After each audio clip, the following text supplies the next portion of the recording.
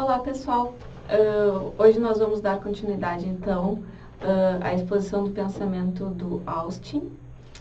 Como eu tinha comentado na aula anterior,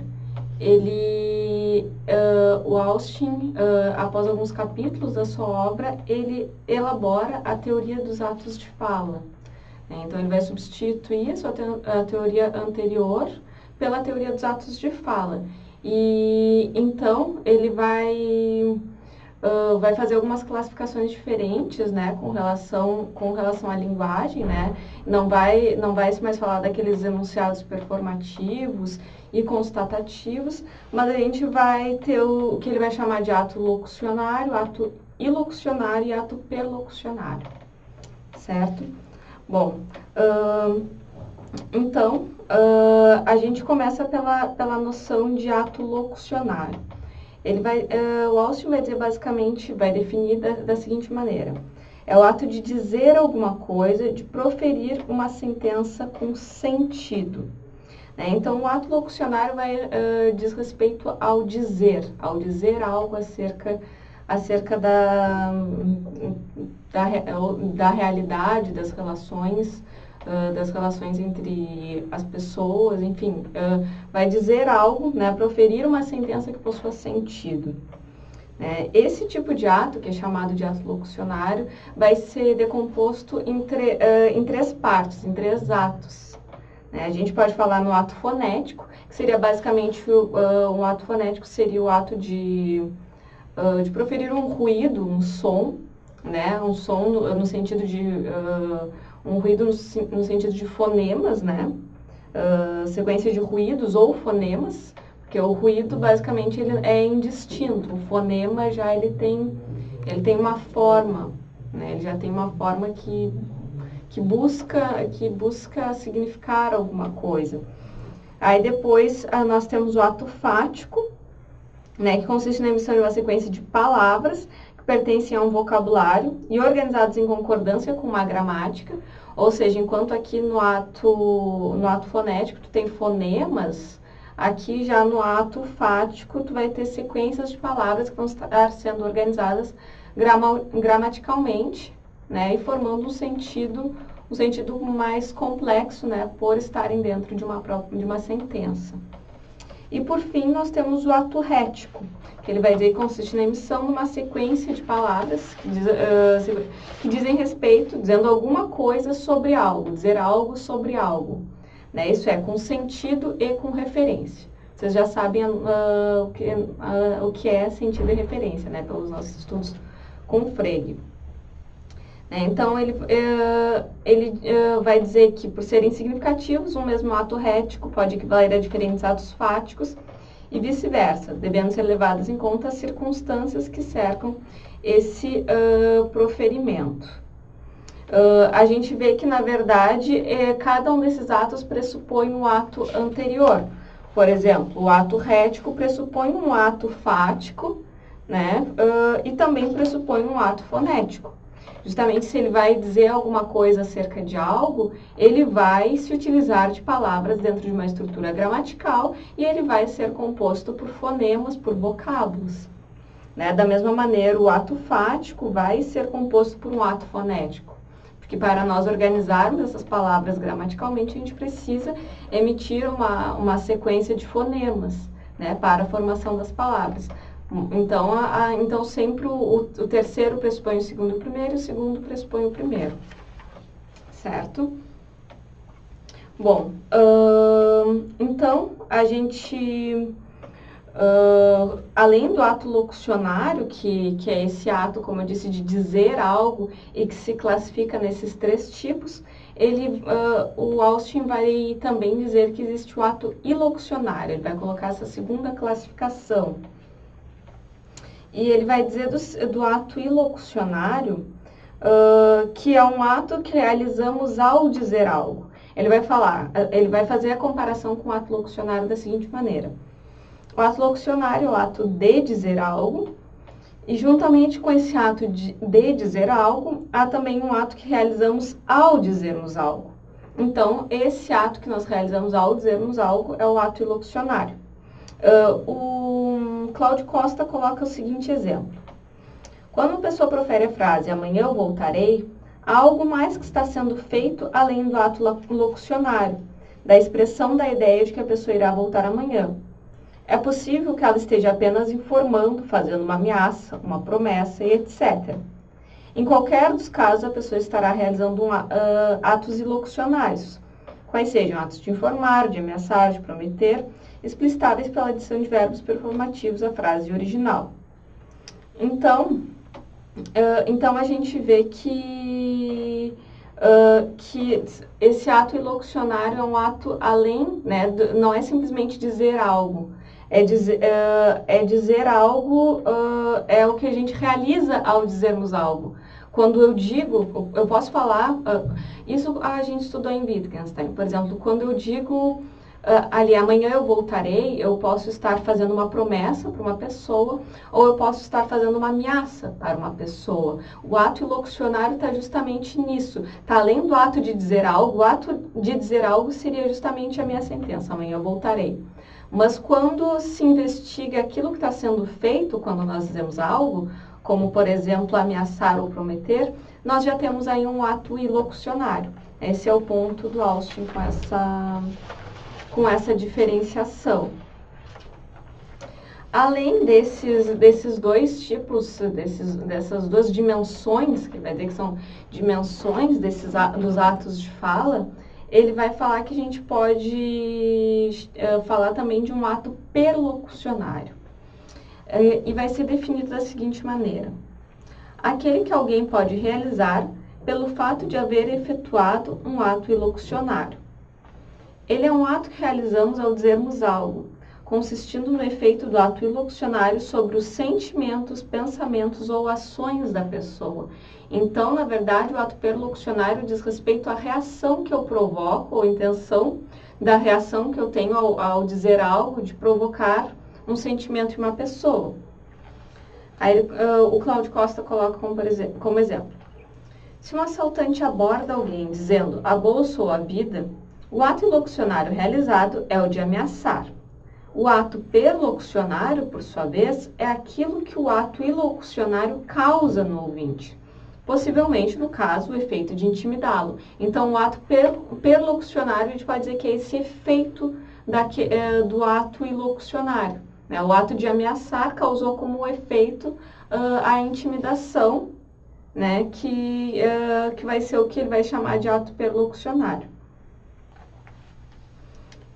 Então, a gente vê que, com relação a isso, que esses três atos descritos vão ser ditos que são abstrações que analisam um fato único, né? O fato de que o falante, ao dizer alguma coisa, o faz com uma certa força elocucionária, com a intenção de produzir no ouvinte um certo efeito.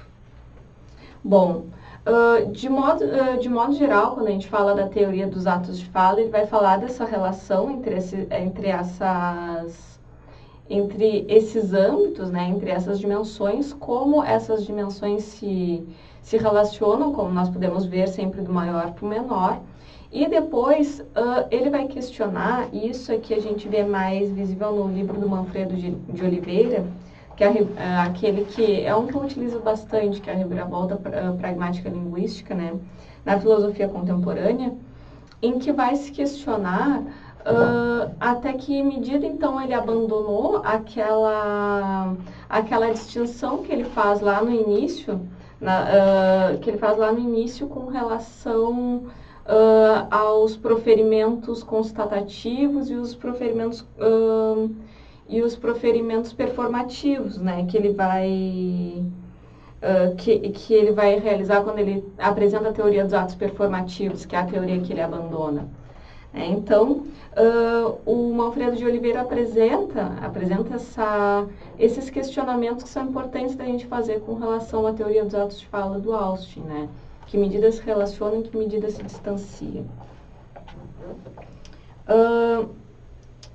Então ele questiona o seguinte: é válida a distinção inicial entre procedimentos constatativos e procedimentos performativos? E aí, então, o Manfredo vai dizer: O resultado da segunda parte de sua pesquisa é que toda vez que se diz algo, são realizados atos locucionários e ilocucionários. Isso aqui na teoria dele dos atos de fala, né? Abandonando aquela teoria. Na verdade, o que ele está querendo dizer é que sempre que a gente fala algo, estamos realizando os dois tipos de atos, locucionários e ilocucionários. Né? Ora, a distinção entre atos constatativos e performativos pretendia distinguir entre dizer e falar. E agora sabemos que são inseparáveis. Portanto, tem essa distinção ainda algum sentido? E aí ele vai dizer, não, pois o constatar, que foi considerado específico dos procedimentos constatativos, né, que estão mais próximos aos proferimentos, ou constatativos, na verdade, aqui ele está chamando de procedimentos, mas em outros textos está como proferimentos ou enunciados, né? Constatativos são aqueles mais próximos do que se tem de uma enunciação de fatos acerca da realidade, né?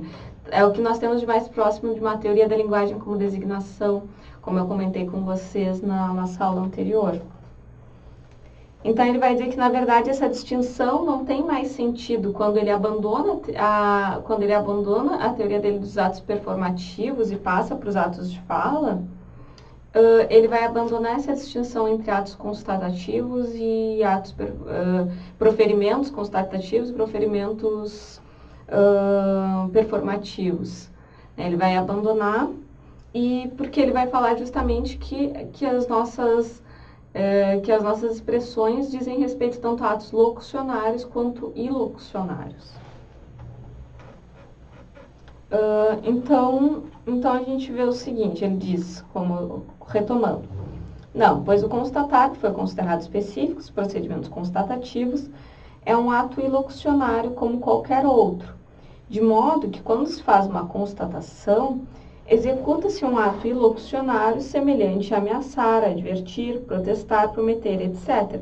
Então, ele está dizendo, basicamente, que mesmo num ato mesmo quando nós temos a intenção apenas de informar, de falar acerca de algo que existe na realidade, nós estamos realizando um ato ilocucionário também, ou nós estamos, por exemplo, aqui colocou ameaçar, advertir, protestar, prometer, a gente não consegue separar as duas coisas, né? E por isso que está sujeito aos malogros próprios dos atos performativos. Como também podemos realizar com eles os mais diferentes atos perlocucionários. Em suma, a distinção feita é insustentável, porque é abstrata, faz a exclusão de outros momentos. Então, vocês podem ver que ele coloca algumas, o Manfredo coloca algumas observações que o Austin faz acerca dessa divisão, né, dessa divisão desses dois tipos, dos atos constatativos e por que ele abandona, né, essa classificação anterior.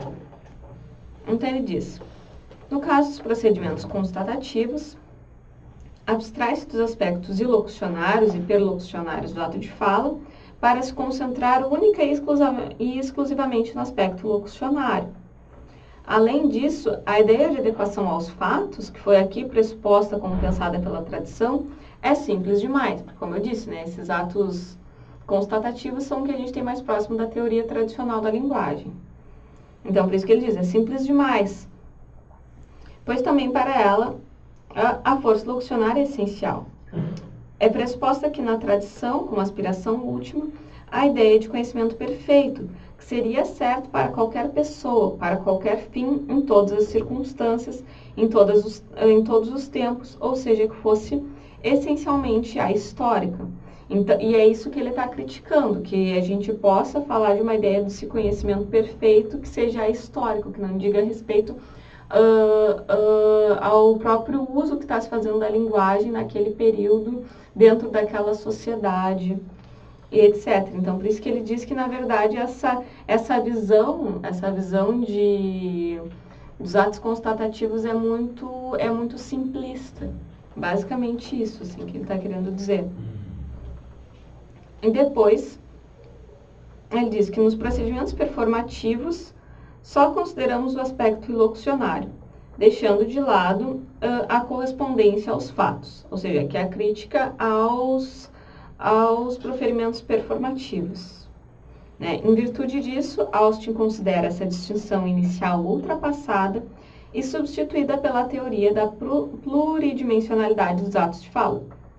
Essa teoria da pluridimensionalidade dos atos de fala é basicamente o que eu acabei de explicar como teoria dos atos de fala.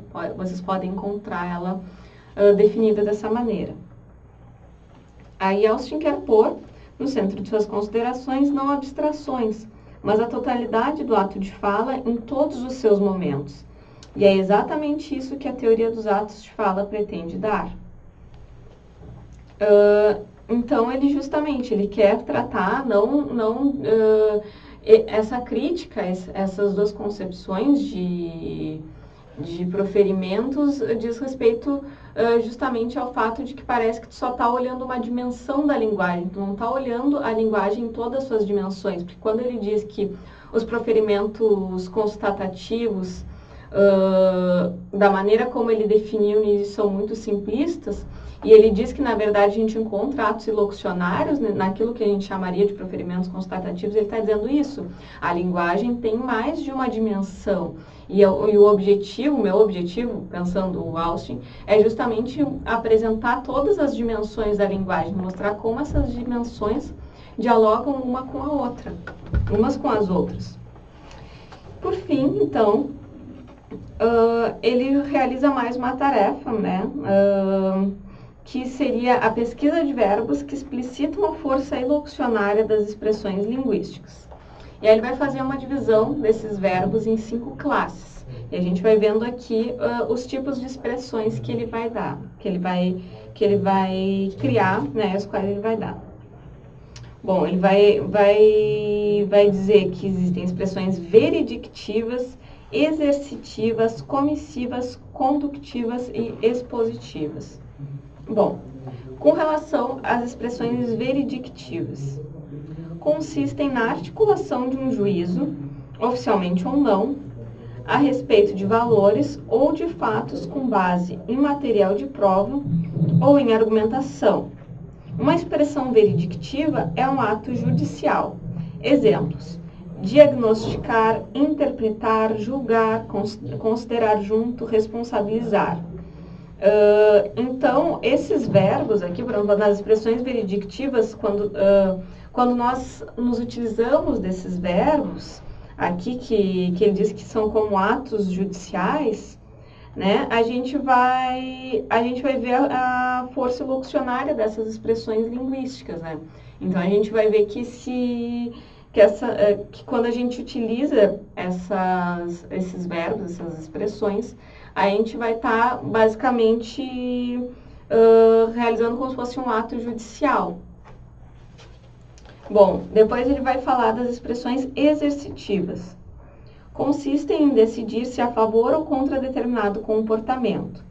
Elas não são, portanto, um juízo, como no caso anterior, mas uma decisão de que algo deveria ser assim ou assado. Exemplos: proibir, agraciar, estimar, confiar, prescrever, conceder, advertir, exigir, propor, etc.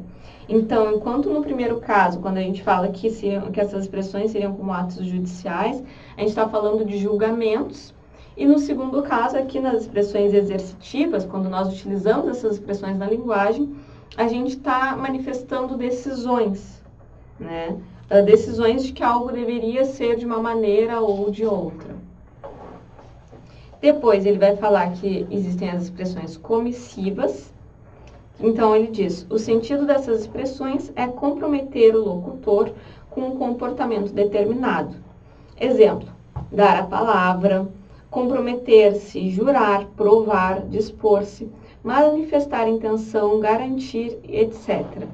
Então, como ele disse, né, o sentido é o comprometimento do locutor com determinado comportamento. Então, quando ele realiza, por isso que aqui nas expressões comissivas a gente pode entender melhor ainda a noção de ato de fala, né? Porque quando eu prometo alguma coisa, eu juro, eu digo que eu vou provar determinada coisa, a gente vê o ato que isso implica, né? O ato, na realidade, que isso implica além da própria palavra, né? O juramento também, garantir alguma coisa, então é bastante interessante as expressões comissivas por esse ponto, assim, porque a gente vê mais próxima a noção do porquê de ato de fala, né? Depois, nós temos as expressões condutivas. Trata-se aqui de reação ao comportamento e ao destino de outras pessoas e de atitude ou de expressão de atitude diante do comportamento passado ou iminente de um outro. Por exemplo, agradecer, felicitar, criticar, saudar, desejar, reclamar, lamentar, queixar-se, etc. A gente tem que ver então que nessas expressões condutivas a ideia que se tem aqui é de reação ao que é feito pelo outro indivíduo, ao comportamento do outro indivíduo. Né? Por isso que comportamento, algum acontecimento que envolve outro indivíduo, pode ser aqui felicitar, né? Saudar, reclamar. E por fim, ele vai falar que podemos encontrar as expressões expositivas. Sua finalidade é tornar claro em que sentido as expressões devem ser consideradas. Com elas se exprime uma intenção, uma justificação ou a significação das palavras próprias. Por exemplo, classificar, mencionar, comunicar, testemunhar, reconhecer, relatar, corrigir e etc. Né? Então, nessas expressões expositivas se busca justamente explicar em que sentido que deve ser entendido aquilo que nós estamos falando. Por exemplo, eu estou mencionando, eu estou comunicando alguma coisa, ou eu sou testemunha, ou testemunho algo. Né? Então, essas expressões demonstram justamente como deve ser compreendido aquilo que eu estou falando. Né? Então, a gente pode resumir essas expressões, né, da seguinte maneira. Com as expressões veredictivas, faz-se uso da força de julgar. Com as exercitivas, impõe-se a influência, usa-se de autoridade. Com as comissivas, assume-se uma obrigação ou se manifesta uma intenção. Com as condutivas, assume-se uma atitude. E, por fim, com as expositivas, explicam-se argumentos, fundamentações, comunicações. Só um último ponto que eu acho que é importante a gente comentar com relação à teoria dos atos de fala do Austin é acerca da própria noção de sentido, né? Que é importante que vocês reconheçam, porque justamente o que a gente estava questionando, né? É que a gente estava vendo aquela questão de que em Wittgenstein o significado é o uso e que a partir daí, dessa ideia do significado ser determinado pelo uso, que a gente tem o surgimento dessas outras visões de filosofia da linguagem, né? Então, o Manfredo, no final num dos seus capítulos acerca do Austin, ele diz: o sentido não mais se constitui na interioridade de uma consciência transcendental, mas num contexto de regras e convenções de um contexto social determinado. O sujeito capaz de falar e agir só se entende a partir de um processo social, que emerge como condição de possibilidade de suas ações simbólicas. Portanto, sua linguagem só se compreende a partir da organização institucional da forma de sociabilidade na qual ele está situado, que é a raiz de seu comportamento no mundo.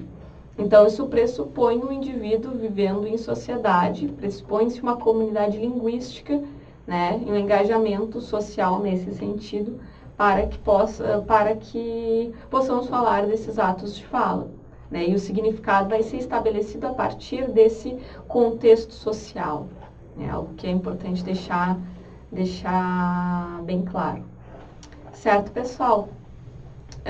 Nossa aula de hoje, então, ficaria por aqui. Qualquer coisa, vocês podem entrar em contato comigo, como sempre. Então, desejo para vocês bons estudos e uma ótima semana.